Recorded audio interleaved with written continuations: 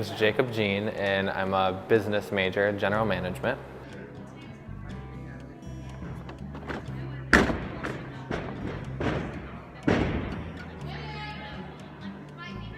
People in my high school definitely thought that it was an interesting and cool thing that I was a male cheerleader.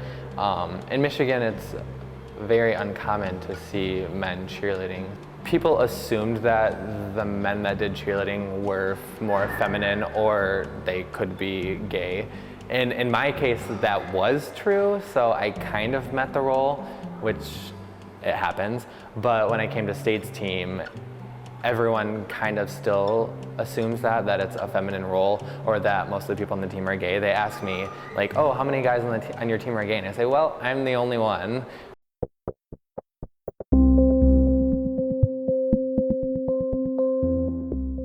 My name is Marie Rose. I'm a social work major with a minor in women and gender studies and a specialization in LGBT and sexuality studies. When I first came to MSU, the first organization I got involved with was Students for Choice, which is a student group on campus. After about a year or two of involvement, I became the president, and that kind of played a big role in, I guess I would say, my undergraduate career at MSU. I was also involved with V-Day on East Lansing's campus with the Vagina Monologues my first 2 years at MSU, and then my best friend who I met through the cast, we actually started V-Day Lansing, and we now do a similar production called A Memory, a Monologue, a Rant, and a Prayer. This will be the second year for that. I feel like I found a lot of healing and a lot of support through these types of movements. So coming to East Lansing as a freshman, it was really kind of my first time where I felt I was starting my life over a little bit. And being in Vagina Monologues and getting involved with Students for Choice and all of these different types of movements was it was healing in ways that I don't think I could even describe or find anywhere else.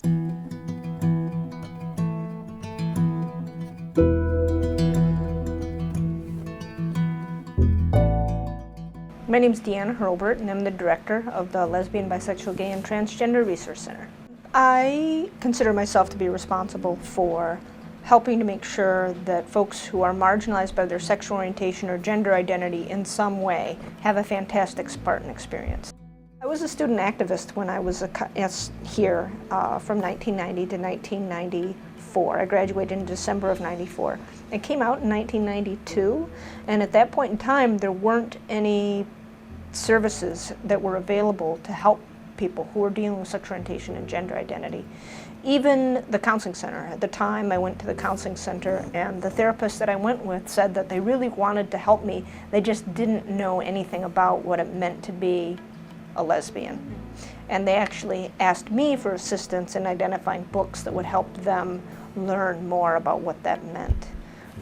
That was a really terrible experience for me. The person was so kind and they so wanted to help me, but it just wasn't a part of their clinical preparation, and it wasn't a part of what was the package of counseling that was available here at the time. So it was really on my own.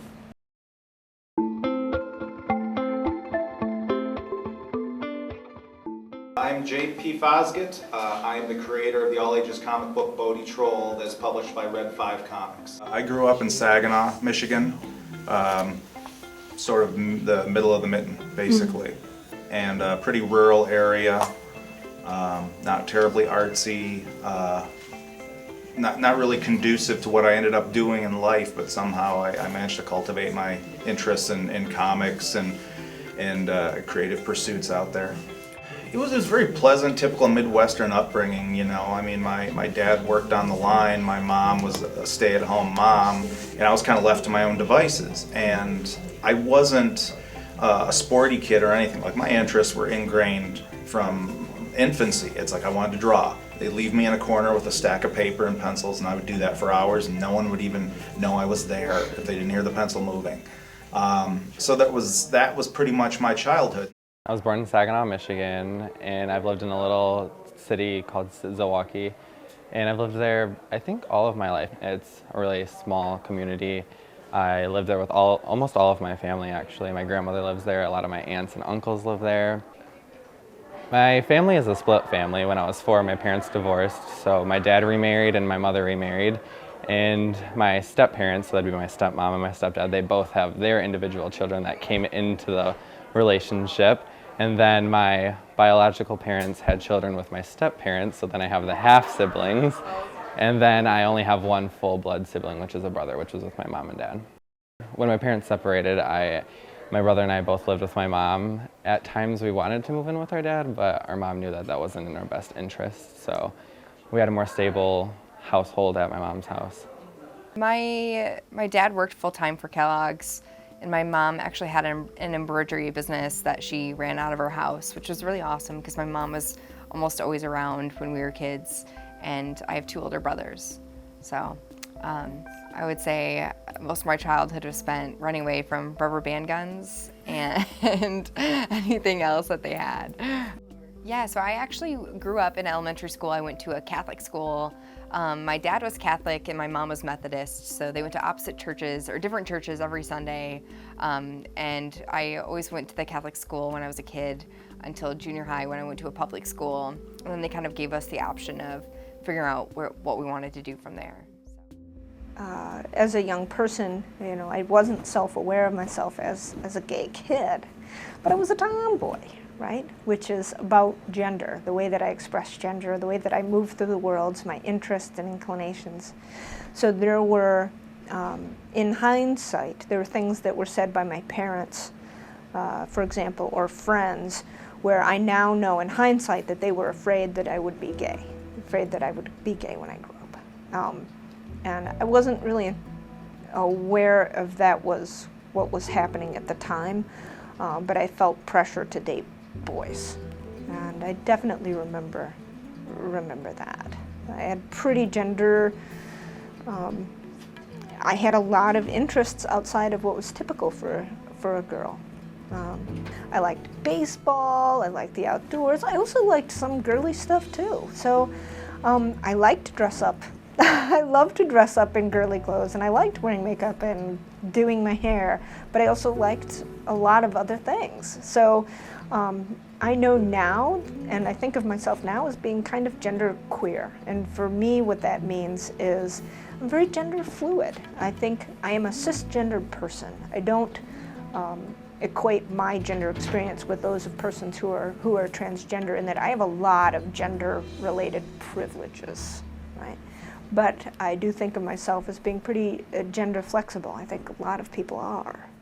Yeah, I guess at the moment in time this wasn't a favorite memory, but thinking back, one of my favorite memories, just because it's kind of hilarious, was one Christmas my mother asked me what I wanted, and I said that I wanted an Easy Bake Oven. And at that time I think they had only created like girls' Easy Bake Ovens. They didn't have the gender neutral ones, so she didn't think anything of it. My stepdad didn't think anything of it, and they just bought me a Easy Bake Oven, and it was like all pink and purple and had girls all over it. But My favorite childhood memory, and this ties into my career, was my all-time hero was Jim Henson, who created the Muppets, and I wanted to work for the Muppets in any capacity. I wrote him a letter when I was 11 years old and sent it off, hoping I would hear back, and I did. Within a month or so, he wrote me back personally saying he liked my artwork and to come see him when I when I grew up, to talk to him about working for him, and it was very encouraging. And even signed it in green ink at the end of the letter, which was amazing. So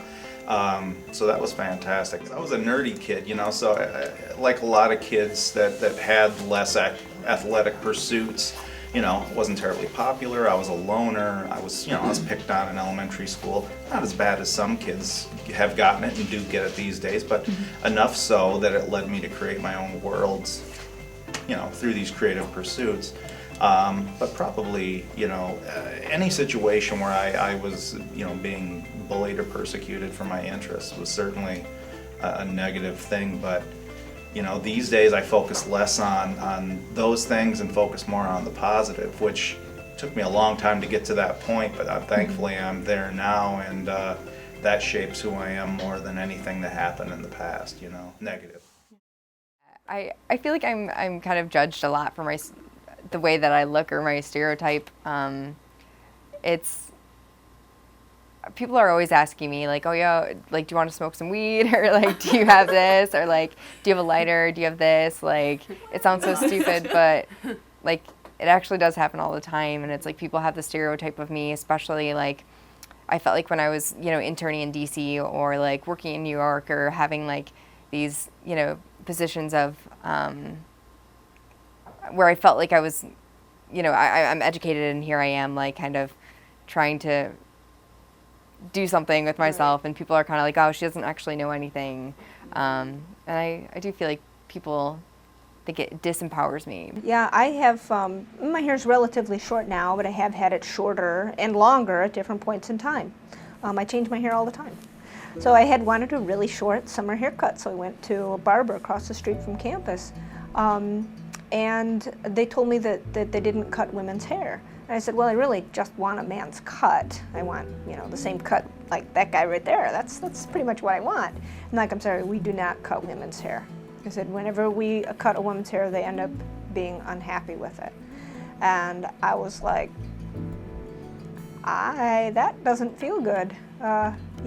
Like, seriously, dude, you can't cut my hair? So I just take my business elsewhere. And another time I'd gone to a barber salon that looked like a cool place. It was called Jude's Hair Shop. And it's kind of like the Hooters of barbers. Yeah. So it was, if you know Hooters, that's kind of what the environment was like. And so they cut my hair. They were a little bit like, okay, why are you here? It's like, well, I just want my hair cut short. And barbers tend to be more comfortable cutting short hair. My mom does hair. I grew up in hair salons, right? So she cut my hair, and it was a fine, friendly experience. But I felt awkward. The being uncomfortable with dating and being in public and like public affection, those types of things. Like, I think I have a completely different view than most gay people on that. But I wouldn't like to say that I know exactly that I have a different view on it. But I know a lot of people in the LGBT community like to think that they, like, I guess if like straight heterosexual couples are gonna publicly display affection, they want to too, which is fine with me, but I have a completely different view on it. I don't want to display it in public. It's not because I'm embarrassed or ashamed of it, but it's because I know that some people are offended by it and I don't want to offend others. So there's like this slight uncomfortable factor where I don't like displaying affection, but I have the same feelings towards heterosexual couples that display affection in public. It can get awkward. So when people feel uncomfortable with no matter what the gender is, it's just the public display of affection is sort of awkward.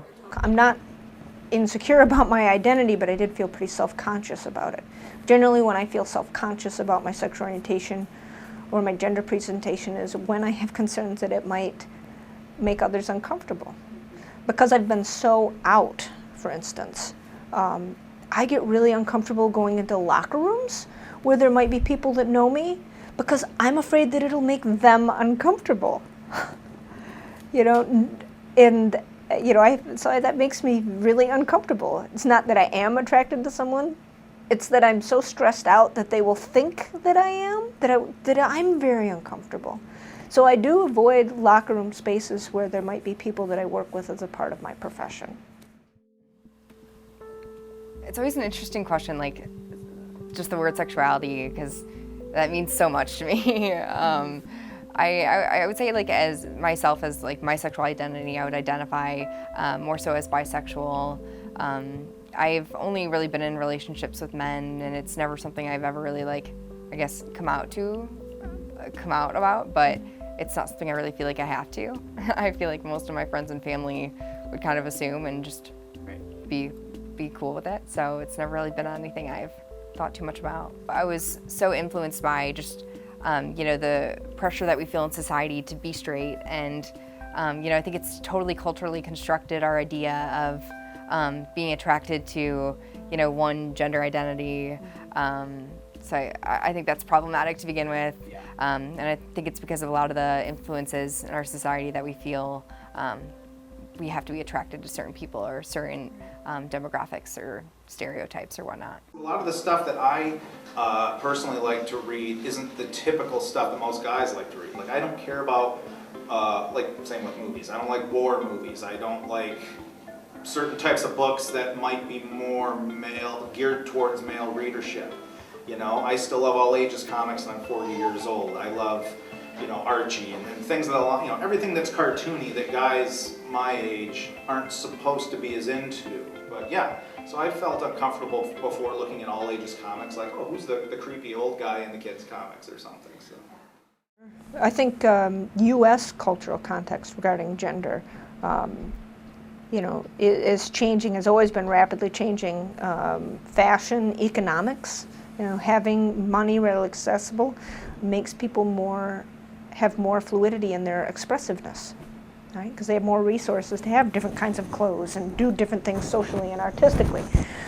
So we have a very fast evolving gendered culture. But gender, every culture has gender of some form. In some countries and parts of the world, and gender is much more multifaceted than it is thought to be commonly here in the United States. There are places in the world and cultures where gender is, there are multiple genders beyond male and female. The whole society having a negative impact on me is like watching the news, hearing my friends say things that were sort of sensitive to me, hearing them say like stereotypical things, using language that wasn't okay with me, hearing all of that and hearing people say things about other gay couples or hearing them say negative things, that's where my negatives, like the society had a negative impact on me. But I think the reason I came out is that it was like, I was suffering so much with it, it was getting in the way of my life, I was like upset about it. I had actually tried talking to friends that were also gay or lesbian, and they really helped me come out because like I really understood that there's more people out there. There's people that are gonna accept you. There's people that are just like you out there. There's people that went through the exact same struggles as you, and you're not completely alone. I would say in my childhood, and I suppose more so in my adolescence, my most supportive role model or person in my life would be my best friend Amalia. We met through dance classes when I was in 2nd or 3rd grade, and she was, I think, 4 years older than me or so. And she ended up, we were always really close despite the age difference. She ended up dating my brother for like 4 years. And even when they broke up, I was never close to my brothers in high school or even now so. And they went to the same college, they both went to U of M, and I would go visit her all the time. And I'd never been to my brother's houses in Ann Arbor. We always stayed so close. And she was the first person to introduce me to a lot of the programs Planned Parenthood was doing, and really is the one that influenced me to get involved in that. So, well, it's a world of difference. There are things that people that are happening now that you know, that some people take for granted that I don't, and that older folks don't take for granted. I do have to say one of the things that's most profound is that we have an African American president, and in 1992 I never would have thought that would have happened, which shows how far we have not come when it comes to race, issues of race. In terms of gender and sexual orientation, you know, in 1992, there was no Ellen. There were no out, credible and respected gay people.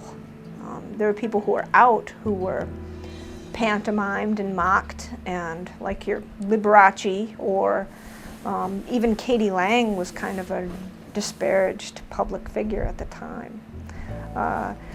So it's very different. There are young people now who are more self-aware and are coming out at younger ages. I don't believe that there are any more gay or gender variant people in the world now than there ever has been. But what there is, there's more awareness of issues, so people are more able to say, wow, that's me, at earlier ages. And in general, I think that there's more acceptance and ability for folks to explore and express themselves more real. So there are more people that are out, but it's a world of difference. I want to make a t-shirt that says, the world is round, evolution is a thing, and gender is not binary.